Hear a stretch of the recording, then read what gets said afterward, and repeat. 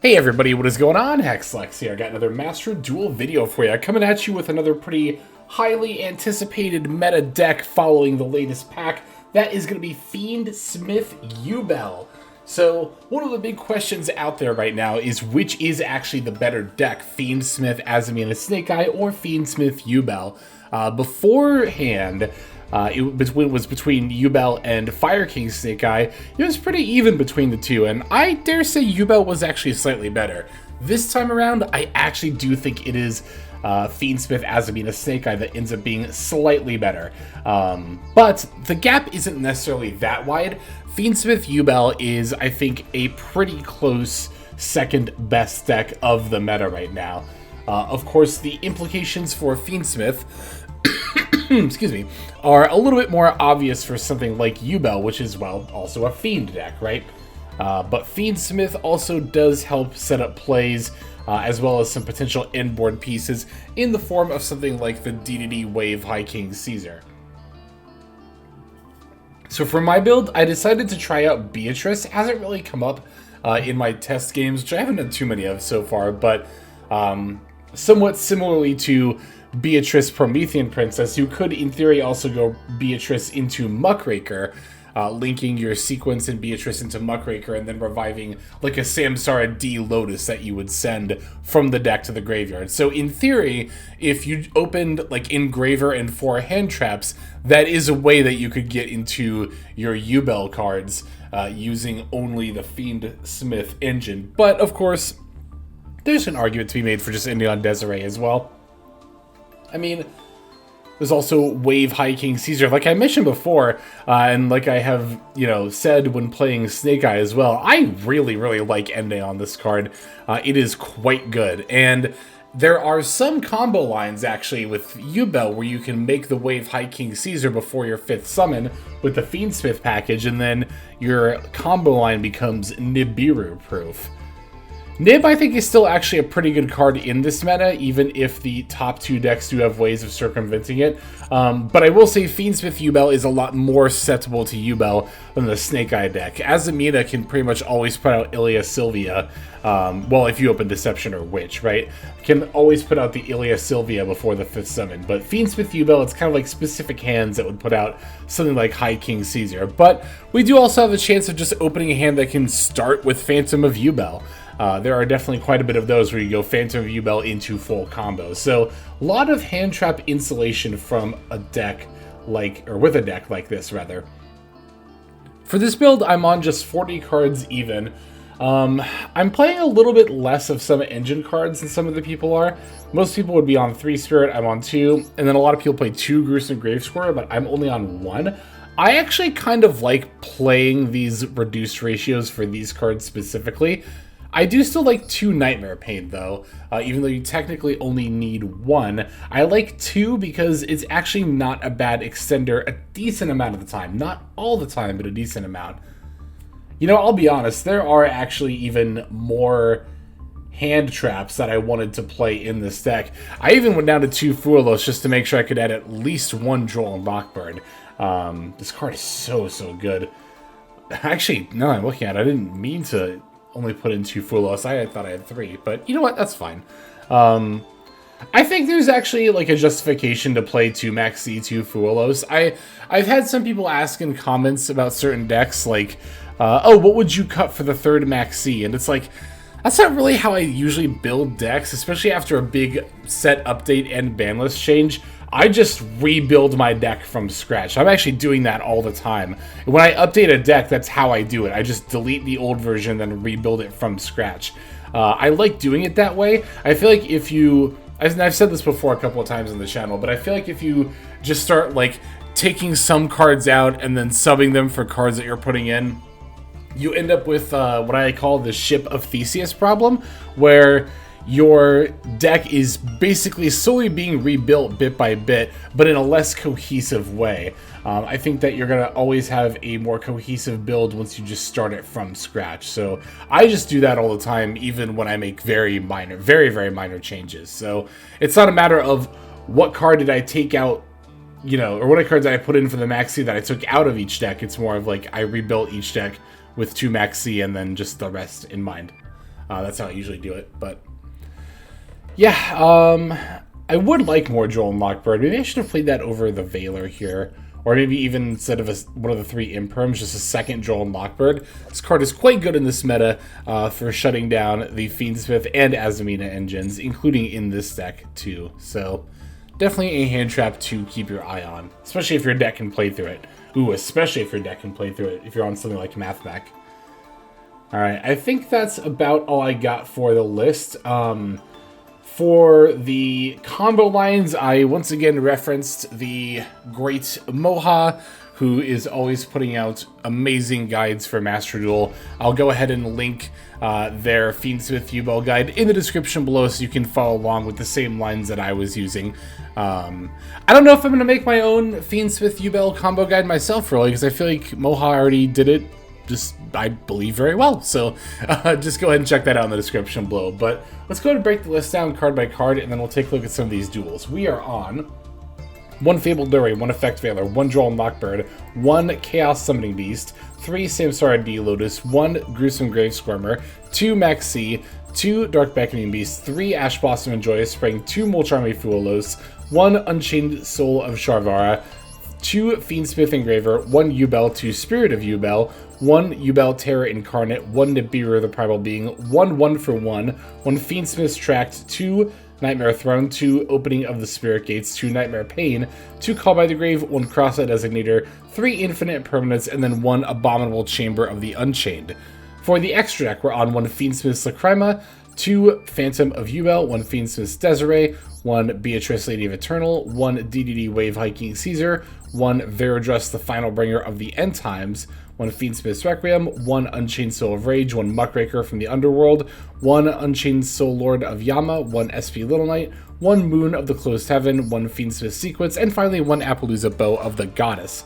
There is our list. Let's check out these duels. Our first opponent is going to be on Hero. Hero, a deck, of course, we're going to be seeing a lot more of on ladder since the structure deck has become available.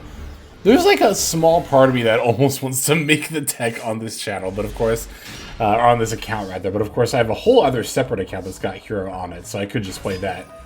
Now, for this hand, I'm going to be following the Dark Beckoning Beast / opening combo line that Moha outlines. Again, combo guide linked in the description below to check out their video, but we're just going to start by going into the Unchained Soul Lord of Yama and then using that in order to search our Unchained Soul of Sharvara. Opening, we'll use that to pitch our extra Dark Beckoning Beast and then summon it. Linking the Beckoning Beast and Sharvara, or not Sharvara, Yama rather, into Moon of the Closed Heaven. From there we'll link off Moon of the Closed Heaven into Fiendsmith's Requiem. After that we contribute the Fiendsmith's Requiem for its own effect, of course, to summon out the Engraver from our deck. Alright, at this point I'm going to set the extra Nightmare Pain from my hand, destroy it to summon Unchained Soul of Sharvara. I can then use the Yama effect to bring back Dark Beckoning Beast, linking off Engraver with Dark Beckoning Beast to summon Fiendsmith's Sequence. Sequence effect activates, we'll shuffle back our 2 Link monsters in order to fusion summon the Fiendsmith's Lacrima, or Lacrima.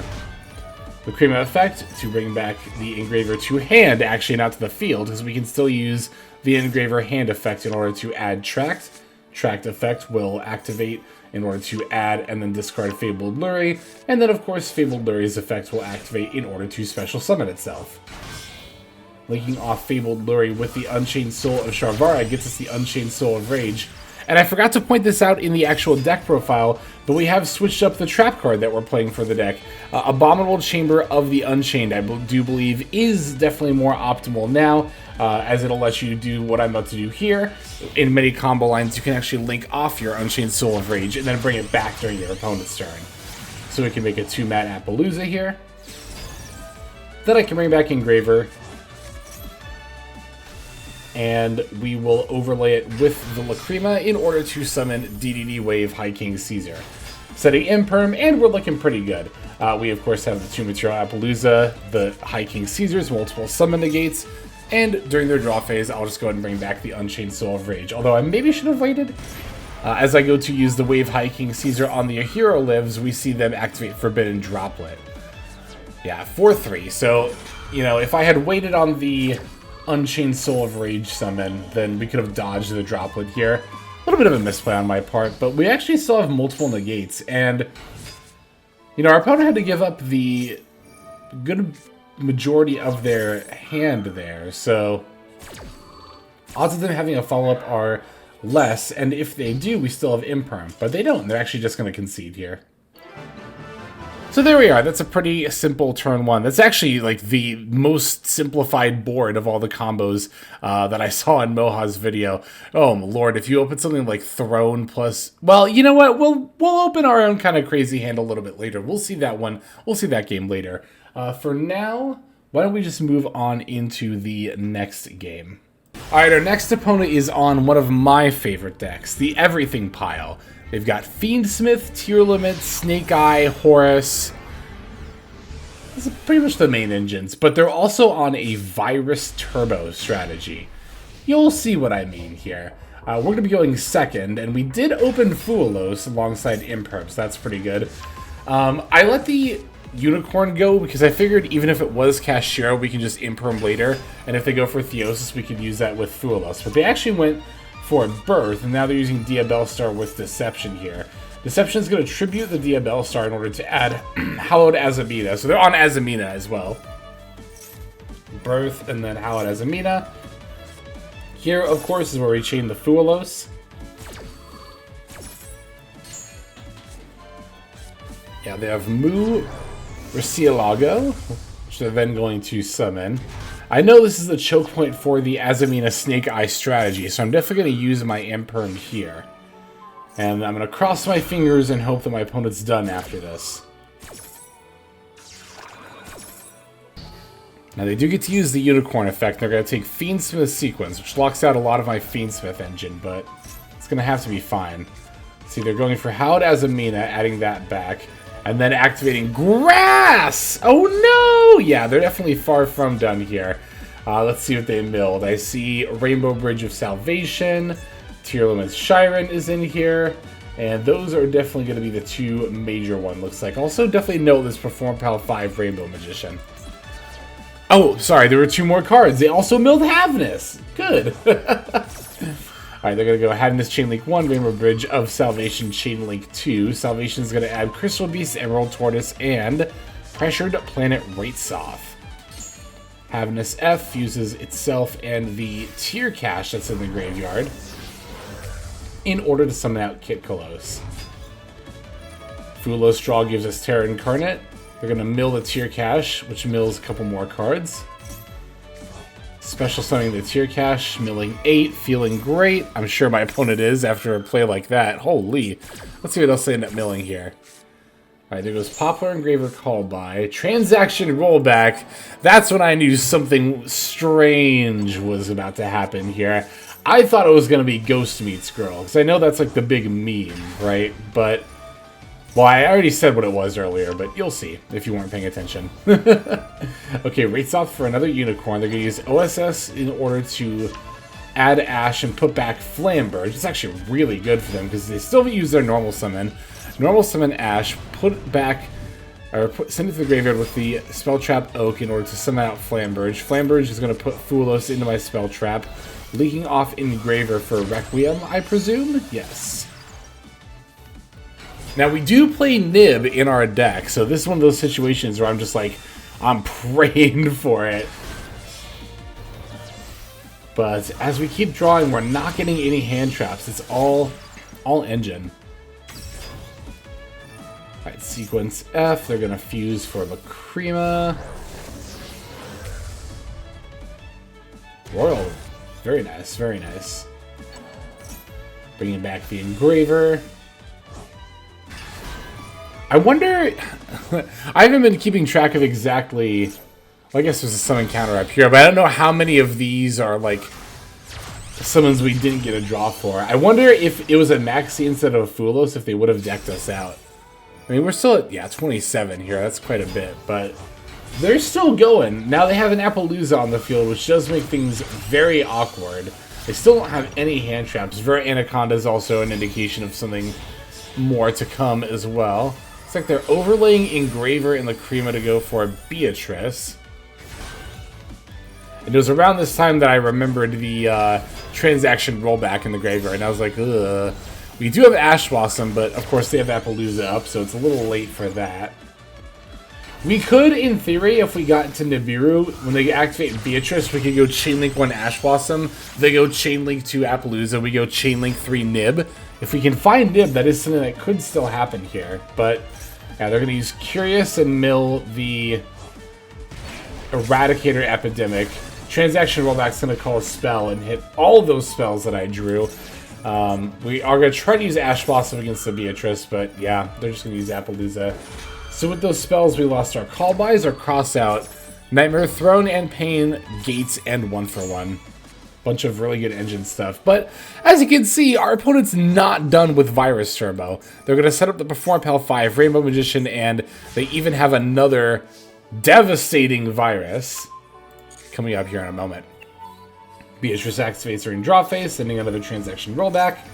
Transaction Rollback's going to activate the Deck Devastation Virus, which is going to eat every monster in my hand, except for Fiendsmith Engraver. So, wow, that was an insane combo, and, yeah, that was really cool, actually. I thoroughly enjoyed that, despite being on the receiving end of it. But, of course, having run out of resources now is where we're going to end up conceding. Pff, yeah, right! Alright, let's see if we can break this. We're going to go for Fiendsmith Yubel, set the Abomination so we can use our effects again. We're going to go for the Fairy Tale Snow here, banishing 7. I'm going to take this opportunity to activate Phantom of Yubel. I just need to get this Appaloosa's activations out of the way. Because in the grand scheme of things, they don't really have that much going for them on their end board here. One of those trap cards might be scary, the cards that are face down, but I want to force them to have it. I want to make them have it. So I'm going to go for Fabled Lurie off the track. Appaloosa is going to negate that. And it looks like we're out of stuff, but we actually have a couple more plays we can do here. For one, I can go for the Gruesome Grave Scrumber in my yard to summon Samsara D-Lotus. D-Lotus F will tribute itself to summon out Spirit of Yubel. Spirit of Yubel is going to now grab the Nightmare Pain, and we can activate Nightmare Pain. I also still have Engraver in the graveyard. We can summon that back, but then at this point I realized if they don't have a Battle Trap, I'm just going to win here. And we do. Yeah, I think a lot of people would have conceded at a lot of different points during what our opponent did, but I've always been of the mentality of make them have it. I'm really addicted to not conceding, and this game is a perfect example of why. Playing through the Eradicator call spells plus Deck Dev Virus as Yubel, and then winning on our follow-up turn. Not follow-up turn, just our first turn, anyway. Good stuff.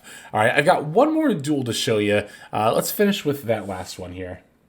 All right, so this next game is going to be up against Gimmick Puppet FTK, and this is going to be a replay that only lasts one turn, which is quite sad, but not quite sad for me.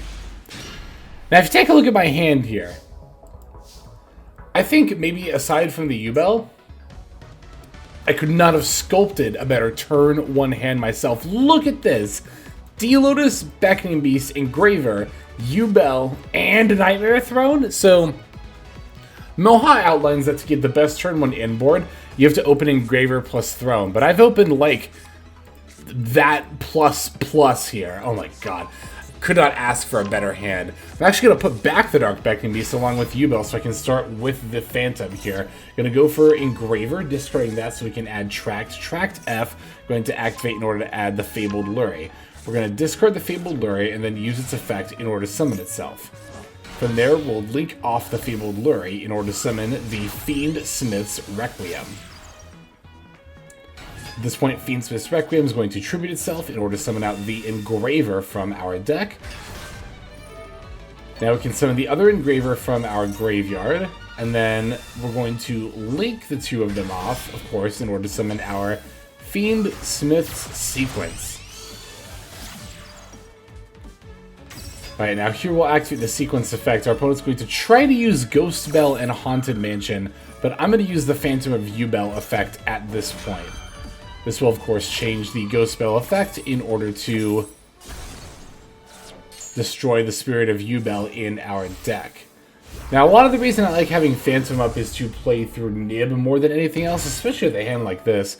Like Valor, Imperm, Ash Blossom, stuff like that won't really stop me here. But without the Phantom, we're a little bit vulnerable to it. However, that's not going to be the case for long, because once the Lacrima summons Engraver, I'm going to overlay the two of them and summon the Wave High King Caesar. As mentioned before, this is kind of one of those scenarios where I'm able to do that before I keep comboing off. Now we can Throne to add back Beast, normal summon Beckoning Beast, grab Opening. I can use my extra normal summon for Samsara D-Lotus. At this point, I probably should have shuffled back this Yubel in order to summon Phantom, so that way my Spirit would have something to target. Although I can just do that at any point before I pop with Nightmare Pain. But as you can see, our Gimmick Puppet FTK's friend's connection, quote-unquote, failed there. Oh, jeez. What a shame. So, anyway, all in good fun. Thanks for watching. I super appreciate you, as always. But for now, that's going to do it. So why don't we move on to our outro. Hey everybody, Hexlex here. Just want to give you a huge thanks for watching all the way to the very end of the video. Believe it or not, that is actually one of the best ways that you can support the channel, is by watching the videos in their entirety. But there are many ways in which you can support the channel if you are so interested. The names that you're seeing on screen here, I gotta give an extra special thanks to, because these are people who have chosen to either become a member on YouTube, which if you're interested you can do as well via the join button next to the subscribe button down there, or have signed up over on Patreon and become members there. Link to that is going to be in the description below. Without the support that is being offered by, again, all the people that you're seeing on screen right here, I would not be able to take the time to dedicate to uploading daily YouTube videos. So thank you so very much. But there are also other ways you can support as well. Again, link to the description below. If you like my deck tracker that you'll see in a lot of my videos, the Untapped Companion, you can download that for free, and if you use my affiliate link down there, then that also goes a long way towards supporting the channel. That's again free. So is subscribing here on YouTube. That's also free and a huge way to support. You can also check out Twitch, once again linked in the description below. Following and subscribing over there will not only support as well, but also give you notifications of when I go live if you want to catch some of the live streams. But really, no matter how you choose to support, it all adds up and it all definitely means the world. So thank you, each and every one of you. For now, this is Hexlex. I'm going to be signing out, but more than that, I'm hoping that you have a fantastic day.